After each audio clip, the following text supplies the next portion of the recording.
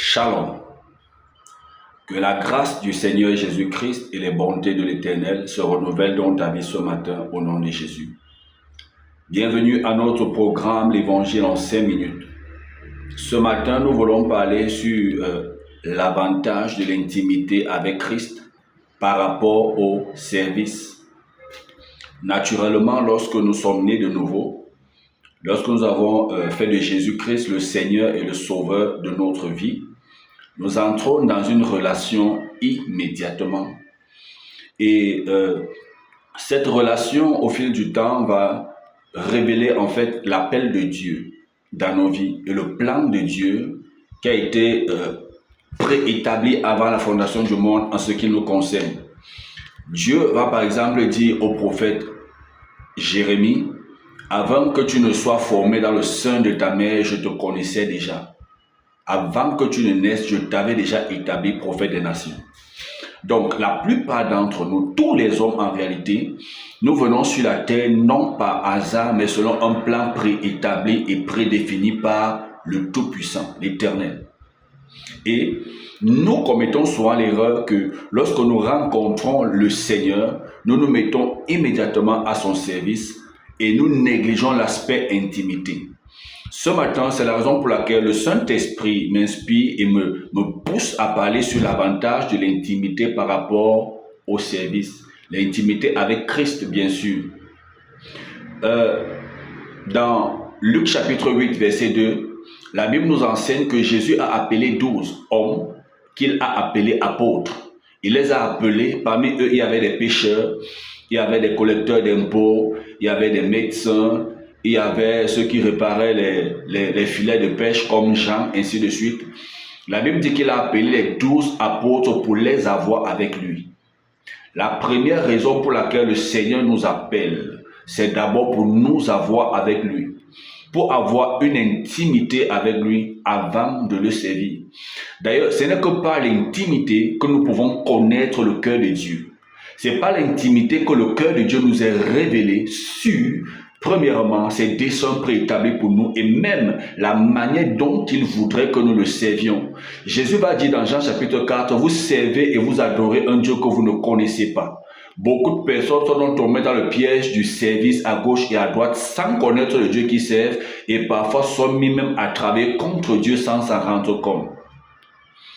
Un des avantages de l'intimité avec Dieu, c'est que elle nous donne accès à la révélation du cœur de Dieu.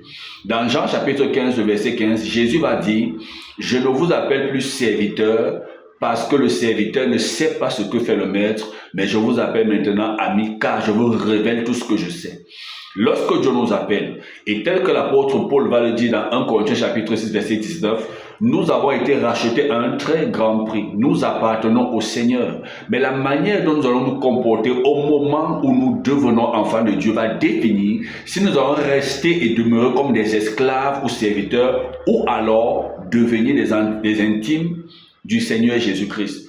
Et tel que Jésus l'a dit, automatiquement, celui qui n'entre pas dans la dimension d'intime reste inéluctablement au niveau de serviteur ou d'esclave. Que tu sois conscient ou pas, ta vie ne t'appartient pas, elle appartient à l'Éternel, au Tout-Puissant. Alors tu peux décider par l'amour déversé par le Saint-Esprit dans ton cœur de développer une communion qui va faire en sorte, comme les apôtres, tu sortes du statut de serviteur pour entrer dans celui de fils, de celui d'ami. Parce que c'est à l'ami qu'on confie les choses importantes, qu'on révèle son cœur et non à son serviteur. Le serviteur, on lui ordonne, on lui commande et il s'exécute, mais le fils, c'est différent. C'est pas pour rien que dans Luc chapitre 10, verset 40, nous connaissons l'histoire de Marthe et de Marie. Lorsque Jésus arrive dans la maison de Lazare, lorsqu'il était encore vivant, Marthe, la grande sœur, va aller à la cuisine et commencer à faire à manger pour recevoir Jésus et les apôtres et tous les invités, ce qui est tout à fait normal et important. Cette dernière va être un peu étonnée, stupéfaite du fait que sa petite sœur, sa sœur cadette, Marie, par contre, ne se soit pas adonnée à ses activités, mais elle s'est plutôt mise au pied de Jésus pour écouter la sagesse, pour écouter le cœur de Jésus, pour connaître davantage Jésus. Et on va lire une partie de l'Écriture. Luc 10, verset 40, il est écrit, Marthe, occupée à divers soins domestiques, survint et dit au Seigneur, Seigneur, cela ne te fait-il rien que ma sœur me laisse seule pour servir? Dis-lui donc de m'aider. Le Seigneur lui répondit, Marthe, Marthe, tu t'inquiètes et tu t'agites pour beaucoup de choses. Une seule chose est nécessaire. Marie a choisi la bonne part qui ne lui sera point ôtée. Est-ce que vous comprenez ça? Il est important de servir le Seigneur. Il est important de se mettre à la disposition du Seigneur pour accomplir des tâches, pour prêcher l'évangile, pour enseigner, pour guérir, pour prophétiser, pour annoncer le cœur, les oracles de l'Éternel, pour former des disciples. Tout cela est bien. Tout cela est bien. Mais Jésus va dire quelque chose ici. Ce qui est encore mieux, c'est d'avoir une relation intime avec lui-même. C'est d'avoir une relation personnelle avec lui-même. Et c'est là où il y a toute la différence. Vous savez, bien aimés, naturellement et dans la vie, les enfants qui sont souvent plus affectionnés, plus attachés, ou alors plus attachants, ce sont les benjamins. Les aînés, dès que les cadets naissent, ils développent une certaine responsabilité naturelle. Parfois, ils doivent veiller sur leur cadet, ainsi de suite, faire un certain nombre de choses, commencer à exécuter certaines tâches et services dans la maison. Il arrive donc que cette responsabilité non maîtrisée fasse en sorte que l'aîné perde l'essence de l'intimité avec parfois les parents. Souvent, on va voir, ce sont les plus jeunes, les plus petits qui sont toujours à côté des parents, qui viennent toujours. Et lorsque les aînés grandissent, à un certain moment, ils font comme si cela n'est plus important pour eux. Oh, que cela est encore important. Dans la foi, c'est la même chose. Lorsque nous lisons la parabole du fils prodigue, nous voyons la même chose qui va se reproduire. Le plus jeune, qui certainement était constamment dans la présence du Père, il connaissait le Père mieux que l'aîné, autant pour moi. Le jeune fils prodigue connaissait le Père plus que l'aîné ne connaissait le Père. Il connaissait réellement ce qui impliquait être fils du Père. Il connaissait qu'il était l'héritier. Il connaissait qu'il avait des droits en tant que fils et héritier. Et il réclama son héritage qu'il reçut. Quelques années après avoir dépensé tout ce qu'il possédait dans la débauche avec des prostituées, il a refusé de vivre une vie en dessous des standards du fils qu'il était du Père. Il connaissait son identité. Il connaissait le cœur de son Père, certainement parce qu'il passait plus de temps avec le Père dans l'intimité que le Fils. Certainement pendant que le jeune frère était avec le Père, à côté du Père, sur le sein du Père, un peu comme Jean avec Jésus, il pouvait écouter le Père s'exprimer, déverser son cœur et connaître réellement le fond du Père. Pendant ce temps, l'aîné était dans les champs, en train de travailler. Peut-être qu'il voulait faire plaisir au Père, mais il ne comprenait pas qu'en fait le Père a besoin de passer des temps de qualité, d'intimité avec les fils, plus que ces derniers ne partent le servir dans les champs. Et Jésus a appelé les apôtres, premièrement, pour les avoir avec lui. Dieu a besoin de toi dans son intimité. Christ a besoin de toi. Le Saint-Esprit te désire dans l'intimité.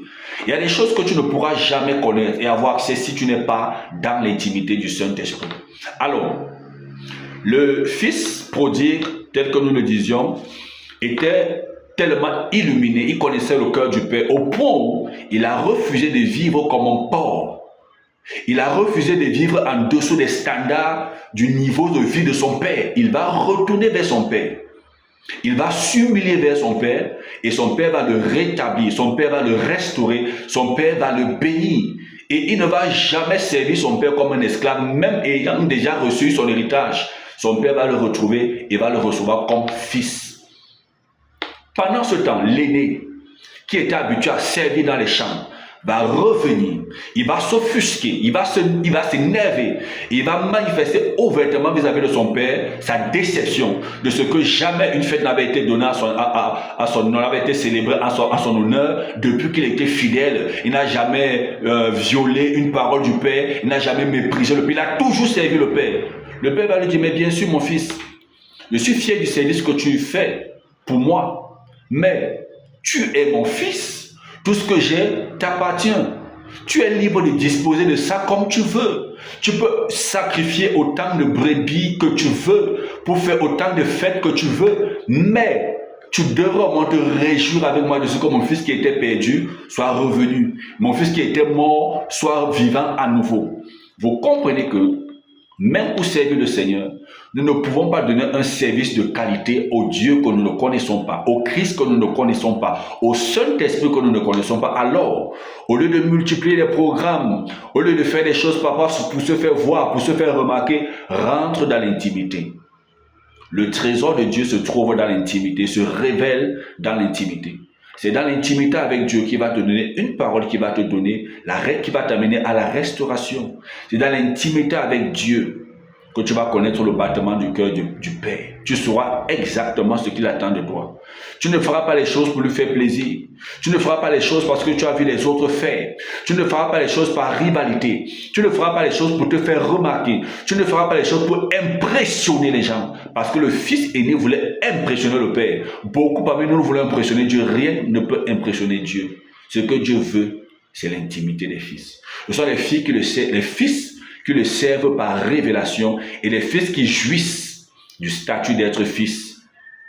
Alors, bien-aimé, rentre dans l'intimité et sois restauré et sois béni au nom de Jésus. Shalom et à très bientôt.